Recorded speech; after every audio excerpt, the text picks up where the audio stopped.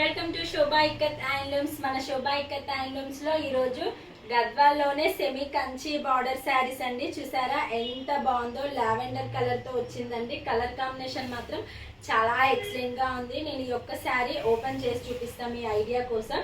కానీ చాలా బాగుంటాయండి మా దగ్గర కలెక్షన్స్ మాత్రం.